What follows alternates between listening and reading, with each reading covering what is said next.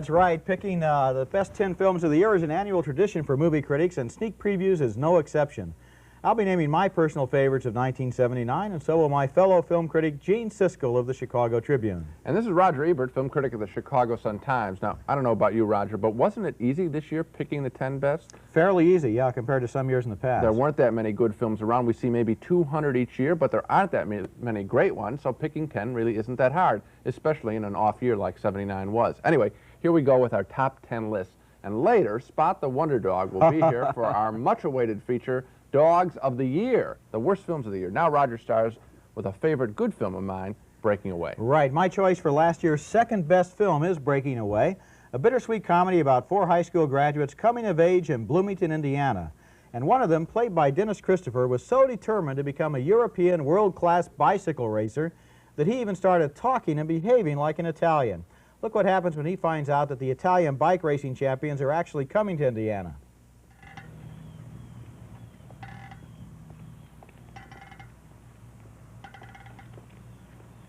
Buongiorno.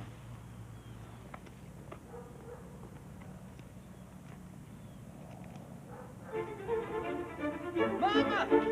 Mama! Mama, the Italians are coming! The Italians are coming to race in Indianapolis! The Team Cinzano! Oh, grazie, Tante Santa Maria. Oh, Dave, try not to become Catholic on us.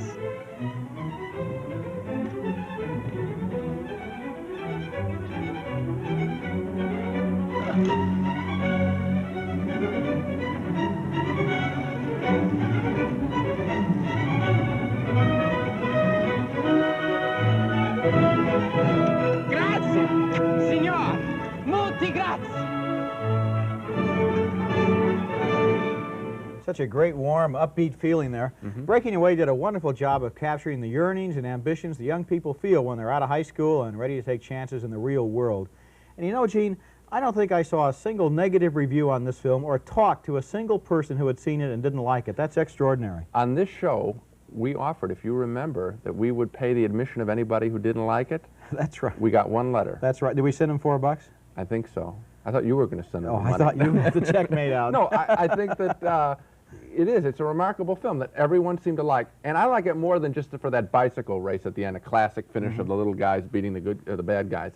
I like it for its portrait of middle America, for being not pandering to some sweet notion of the working class, but really getting in there and feeling a true feeling for middle America, and I liked it an awful lot. I think it's on my list too as one of the 10 best. My second favorite movie of the year appeared at the end of the year. It was Kramer versus Kramer. It starred Dustin Hoffman and Meryl Streep as a divorcing New York couple involved in a child custody battle. Now, the special power of Kramer versus Kramer, I think, came from its attention to detail. Listen to the intensely accurate details, the things Meryl Streep is leaving behind as she informs Dustin Hoffman for the first time that she wants a divorce. He hasn't been paying too much attention to her lately. Hi, I forgot my keys. I just got to call the office before they go. Joe, you're going to be real proud of me. I got good news. Ted. Yeah, 1 second. Let me just do this. You know Jack Edrich over in accounting? He committed suicide. Yeah, hi. Ted Kramer. Listen, I got to get those photos from the retoucher by tomorrow morning, okay? I'm leaving you. Honey, please. I can't hear. What? Okay, you too. Thanks a lot. See you tomorrow. Guys, eat? Ted, I'm leaving you. Ted. Keys. What? Here are my keys. Here's my American Express card. Here's my Bloomingdale's credit card. Here's my checkbook. I've taken $2,000 out of our savings account because that's what I had in the bank when we first got married. Was this some kind of joke? Well, I'm sorry that I was late, but I was busy making a living, all right? Come on, okay? Can we stop now? So, that's everything. I love the way Hoffman smiles there at the end, trying to wash away the obvious distance between them with just a smile. It doesn't work, of course. This is, I think, the best acted film of the year. Both Hoffman and Streep are talented actors who really disappear into their characters. They're not big stars in that way. In other words, we always see their emotions, not the actors. A very intelligent, moving, thoroughly contemporary film. It's a big hit at Christmas time. A serious picture. They didn't think it would be such a big hit. I'm in complete agreement. It's also on my best 10 list. Thinking back on it, the thing that I really like the most about it is that rapport between Dustin Hoffman and the little kid, Justin Henry. Yeah. Seen a lot of films with child actors in them before, but never one where you have this real feeling that it's really happening as you're watching it. It's unstudied, it's unrehearsed, it's natural, and it really gets you involved. I had one other thought, which was that I had wished that people weren't so enthusiastic about the film for this reason. Why is that? It shouldn't be that unusual a picture, because all it is straightforward talk about a very common problem. Marriage-child custody fight happens all the time. The film is a revelation, though, because the American film industry is making such ridiculous teenage dumb pictures with rocket ships all the time, so that people run to something that seems adult and natural. And I just wish the day would come in the industry when this picture would be thought of as good, but not exceptional. I thought at the time when it came out, because we both liked it a lot, but some of the articles, like in Time magazine, they went on as if this picture was the greatest picture in the last 25 years, and it shouldn't be that way. You're right. Okay. We should get a lot more like that, and we got one, in my opinion, from Germany last year. Another one of the best films of 1979, The Marriage of Maria Braun, a biographical drama by one of the most original and intriguing directors in the world today, Rainer Werner Fassbinder of West Germany. The movie is about a German war bride who gets married in the last days of World War II. She loses her husband, and then, after the war, she fights her way up the ladder to wealth and success by using every trick in the book. Here's Maria early in the film, gate crashing her way into the first-class compartment of a train, and then successfully intriguing a rich industrialist. Ja, zum Beispiel, eine Fabrik ist ein Franzose, aber die Fabrik hat er hier. Franzose? Ja, wenigstens zur Hälfte. So einer, der kann sich was leisten.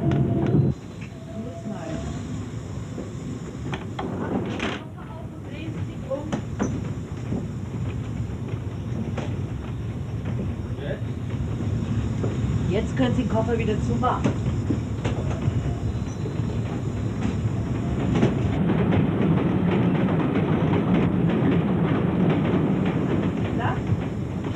Hey! Jetzt brauchen Sie nur noch das Kleid in den Koffer tun, Täschchen nicht vergessen und dann noch. Vielen Dank.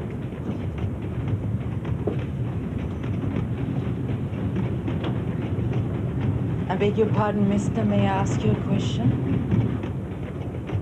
Wie bitte?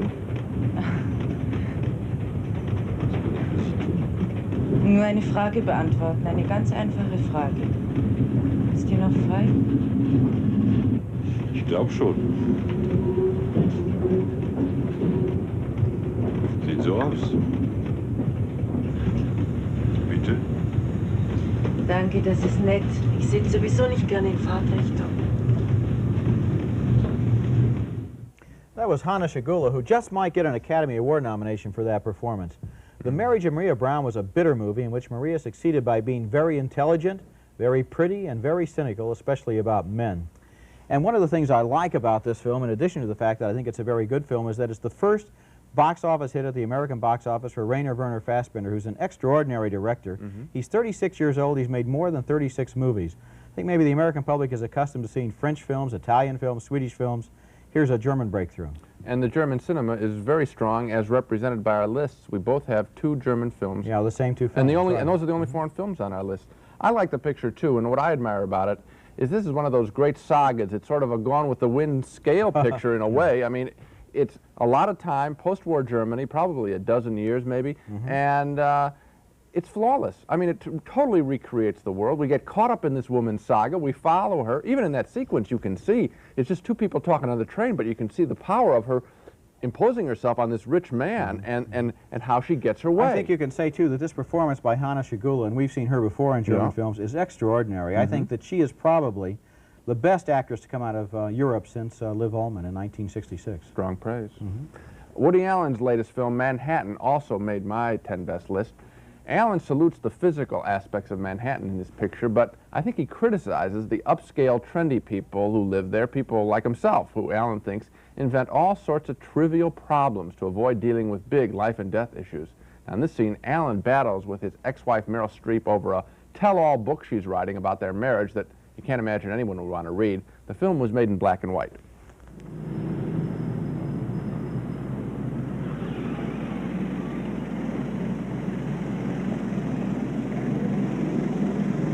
Are you writing a book about our marriage? You leave me alone. Are you writing something about a breakup? Just tell me. We've said everything that needs to be said to each other. Well, I happen to know you are because I have a friend at Random House, okay? No, I'm free to do as I please. Yeah, but this affects me. I'm in a rush. So you're going to tell everybody everything, right? Our life, our sexual life, all the details, What do you do? right? Do you spy on me? No, I don't have to spy. I was at a party, and a guy said he read an advanced chapter of a book that my wife was writing, and it was hot stuff. He said it was hot stuff. I spilled wine on my pants. Well, I don't care to discuss it. How's Willie? Fine. Well, give me some details, Willie. What do you mean fine? I mean, does he play baseball? Does he wear dresses? What? He doesn't wear dresses. You'll find out all the details when it's your turn to see him. Hey, don't write this book. It's a humiliating experience. It's an honest account of our breakup. Jesus, everybody that knows us is going to know everything. Look at you. You're so threatened. Hey, I'm not threatened, because of the two of us, I was not the immoral, psychotic, promiscuous one. I hope I didn't leave out anything. Woody Allen, who has made psychological torment a laughing matter. Allen really came of age as a filmmaker in the 70s. His movies have a remarkable technical polish, and they contain the brightest dialogue of almost any filmmaker working today. I really liked Manhattan. Okay, so I'm in agreement with almost everything you said, and this movie is almost on my best 10 list. I would say it would be about 11 or 12. What but kept it off? It wasn't quite as good as Annie Hall, which is one thing, but that's not the real reason. The real reason is it's about a relationship between Woody Allen and Mariel Hemingway, a young girl who we didn't see in that clip. She's in high school. She's about 17 or 18. And I personally don't believe that Woody Allen ever made up his mind about what he thought as a director about that relationship. So the end of the movie for me was just a little bit hollow. And I figured it out, what he thought. Good for you, yeah. Okay, and what I thought he thought was that this girl had more answers than the 40-year-old Woody Allen character who seemed to be preoccupied with strange stuff. This girl was direct, honest, caring, and Woody Allen literally runs to her, the Woody Allen character literally runs to her at the end of the picture. I thought it was very direct, very obvious. I'm not sure I like his reasons for running to her, but I'll agree with you. It's a good film. It belongs in my top 15, okay? And this is my choice now for the year's best movie, my #1 film in 1979. Now, this didn't even make your top 10 list. That's right. And I think you missed the boat on this one. It's Francis Ford Coppola's Apocalypse Now, a brilliant and ambitious epic film in which the American experience in Vietnam was reflected on a long boat journey upriver into the heart of the jungle. Apocalypse Now starred Martin Sheen as a young Army captain sent on a secret mission to find and destroy a mad Army colonel played by Marlon Brando. And in this scene, Martin Sheen opens his classified instructions as the crew on his boat listens to a top 40 radio station from Saigon.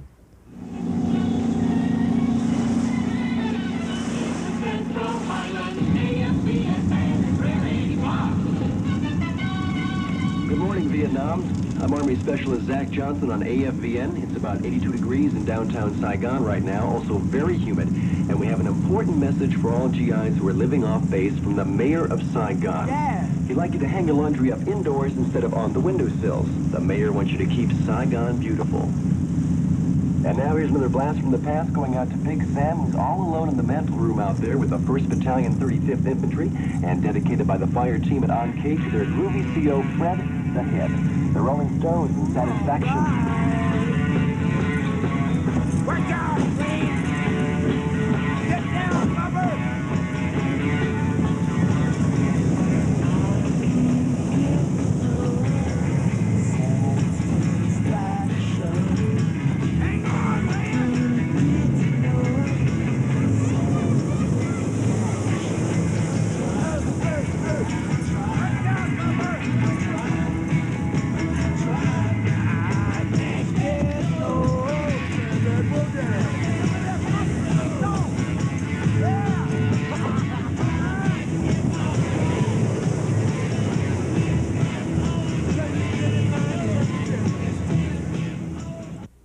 Really a bizarre image there, and a scary one too if you think what total disregard that shows for the country that they're in. The juxtaposition of details there was typical of the whole movie. The patrol boat, the Army mission, secret instructions, and then Mick Jagger singing I Can't Get No Satisfaction, and the kid water skiing through enemy territory. What Coppola was trying to do in Apocalypse Now was portray the insanity of the war by showing American culture and all of its artifacts reduced to total impotence by the alien jungle. And Gene, now this is my #1 film for 1979. I find it listed nowhere whatsoever on your list. You're a good reader. Why is that? Well, I like the picture, the first maybe 2/3 of it, a lot, for the very reasons that you picked on in that sequence. If we can water ski and splash people as casually as that kid was doing, then why not drop bombs on them too? I mean, it's just a logical extension. Coppola makes the point well. In the movie, we journey upriver to Marlon Brando. Something special is going to happen because it's 2 hours to get there. I found the last 20 minutes of the picture just lost it. I got to Brando. I found out nothing new. I didn't like the character. I didn't care about what was going on there. It seemed confused to me. I was let down. The film split off into 2 parts for me. Well, I could defend Apocalypse Now on the basis of its first 90 minutes. I would put it on my best 10 list. But apart from that, I've defended the whole film on this program twice before. I'll defend what Brando says, though, and what he does. I've seen the film twice. I've listened to the soundtrack a couple of times. Brando's speech at the end of this film does a very good job of explaining exactly why we were in Vietnam and why we didn't win that war. I think it's a very good speech. I would defend it, and I'll stand behind my choice. I think the first part of the film explains it well enough, and I think the last part adds virtually nothing except confusion. All right, we haven't convinced each other, have we? We have not, no. Okay. My choice of the #1 film of 1979 may be a bit of a surprise, but only because the movie was not a big hit.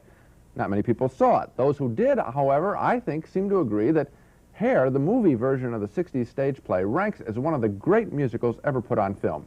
Hair is sort of a documentary of the 60s protest movement, the war at home. In one extraordinary image after another, director Milos Forman takes us back to the age of Aquarius when spirits, even the spirits of horses, were liberated. When the moon is in the 7th house and Jupiter aligns with Mars, then peace will guide the planet and love will steer the sun. This is the dawning of the age of Aquarius, age of Aquarius.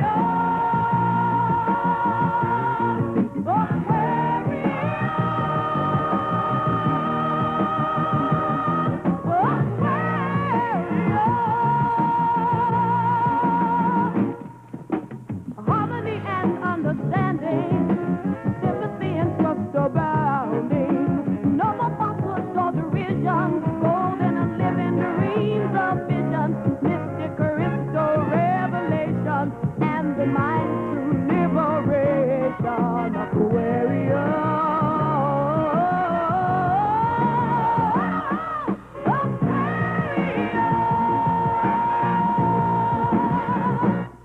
Some very special choreography by Twyla Tharp, even choreography for horses, I guess. I love those horses. They're great. That young man who was mystified by it all, that guy in the tie, John Savage, playing an Oklahoma farm boy drafted to fight in Vietnam. At the end of the picture, we really care about whether or not he's going to go to war, as Hair becomes a very effective anti-war musical and also, at the same time, a celebration of democracy in action. The reason I picked Hair, though, as the #1 film is rarely have I ever seen a movie where the images are so striking and original. Think about that park sequence. I've never seen anything like it. It's a movie that clearly demonstrates the skill of a director, in this case, Milos Forman. Hair was overlooked by so many people, but it shouldn't have been. I think the public really missed a beautiful film this time. They really did. This is also on my best 10 list. I think it's a wonderful musical. It's one of the best musicals of the last 10 years. Why they didn't go, I don't know. Maybe they thought it was about the hippie period and they weren't interested. Yeah. Maybe they were turned off by the ugliest newspaper ads of the last 10 years. I don't know. Maybe that was it. I don't know. This is a great musical. Why do you go to a musical? To see singing, to see dancing, original choreography, great songs, a lot of energy, a lot of cheerfulness. In this case, a serious subject. Hair is still around in some theaters. I say, go see this movie, please. That's the thing I did. I just went to friends and say, go. I don't care whether you like the stage play or not. This is better. This is fresh. Much better than stage play. Very good. Okay. Well, in choosing my best 10 list every year, one of my pleasures, like you singled out Hair, is to single out a couple of films that most other people seem to have overlooked. And my favorite overlooked movie of 1979 was St. Jack, a movie about an American exile in Singapore. The exile is played by Ben Gazzara, and what I think is his best performance as a pimp and con man who runs errands for visiting businessmen and hustles a few bucks any way he can. Here he is befriending some young American GIs. Yankee, go home. Hey, man, where you from? Buffalo. How about you, Red? Houston. Memphis. Wichita Falls. 2 men from Texas. How do you stand them? It ain't easy. Where you stationed? Your name? Rough. Yeah. Been there? No, I'm a little too old. Korea. My old man was in Korea. Got a couple of fingers blown off. Huh? Well, how long you boys gonna be here? Going to Bangkok tomorrow. R&R. 1 whole week. Oh, you're gonna love it. You're gonna love it. Gotta get yourself a Thai massage. You know what that is? Yeah, Well, that's where 2 women soap themselves up, One works the front, the other works the back. You're a sandwich. Now let me hold you up, boys. Have fun. See ya. Gazzara with a nice sardonic understatement there. I like that. The Gazzara character ain't no saint, but he does have the heart of a saint. And in a way, that's what the movie's all about, how this no-account guy in a sleazy business is able one day to perform one single act of unselfishness and nobility, and how that one act might redeem a lot of the con games he's been pulling all of his life on everybody, including himself. St. Jack is one of the sleepers of 1979, a movie I think people are going to rediscover one of these years with a lot of admiration and pleasure. I think you're absolutely right. I'm glad you put it on your list. It was real close to making mine. I think it's a good film. I think history will bear you out. It'll be a film that people will see for a long time.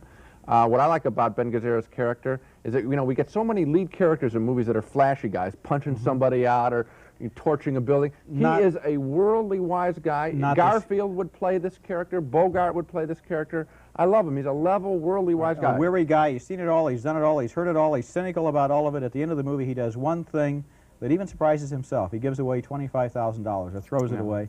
And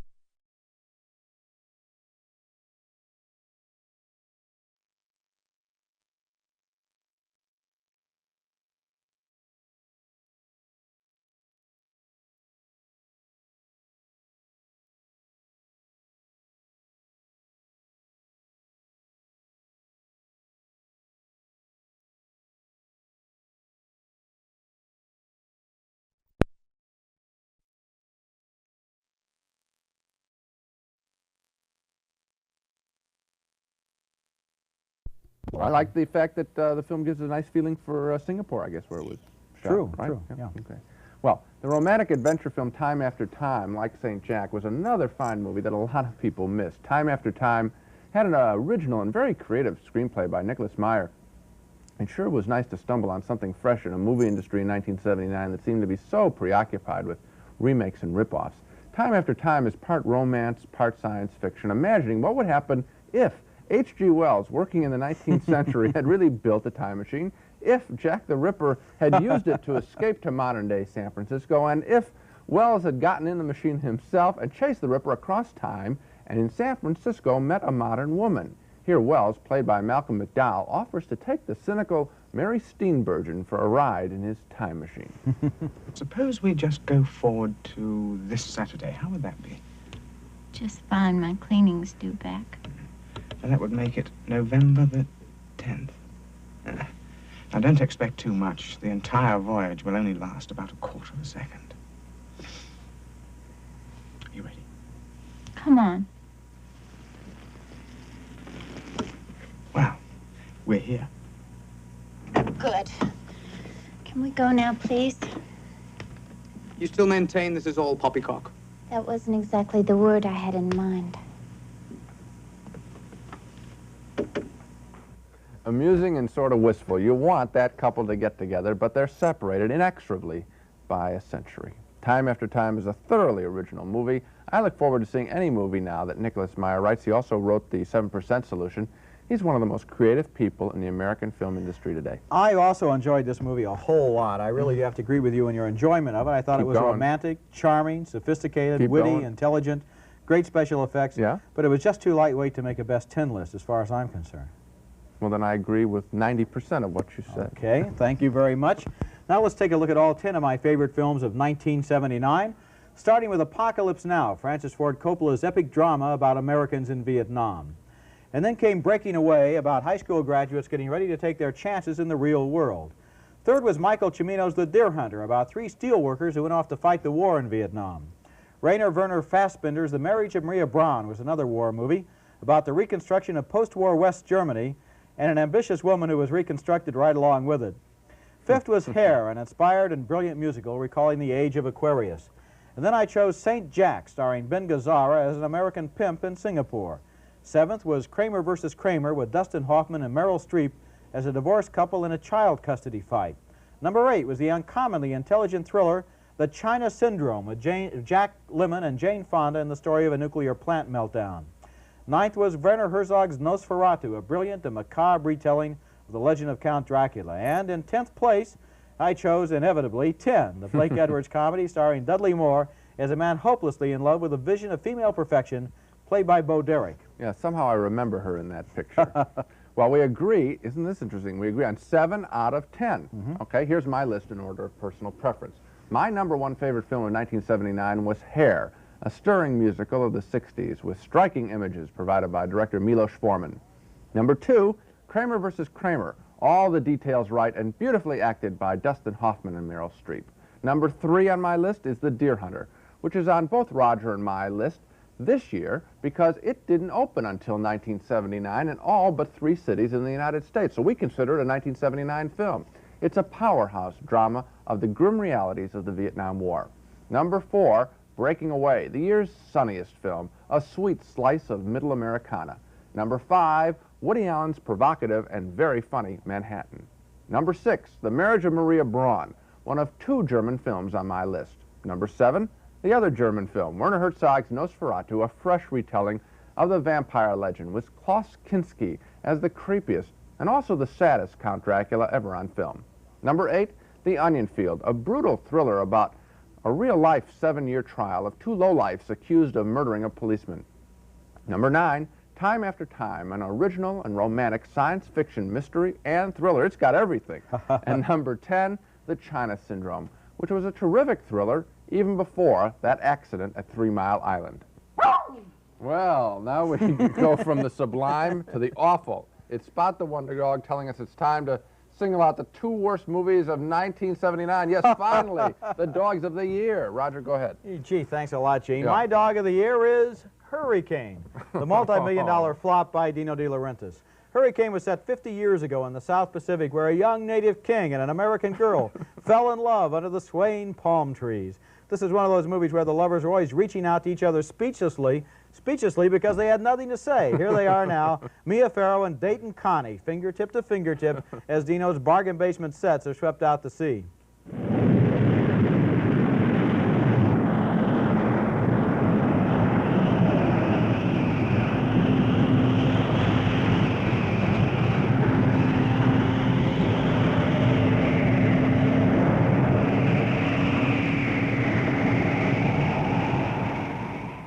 I think I've seen this somewhere before.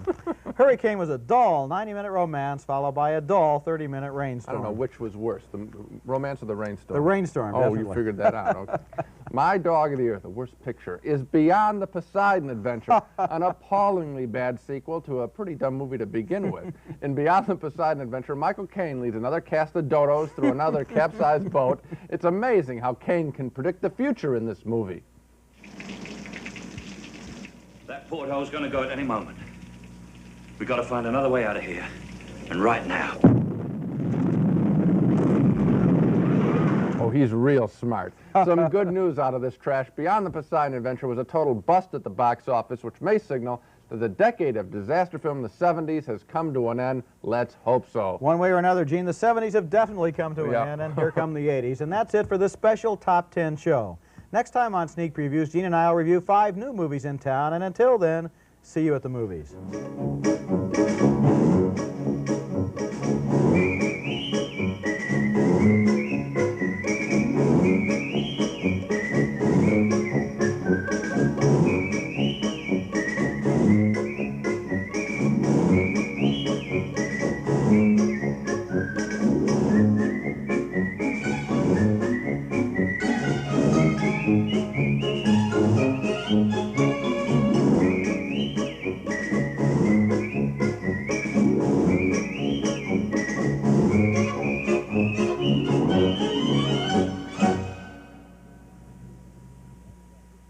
Funding for Sneak Previews was provided by this station and by other public television stations.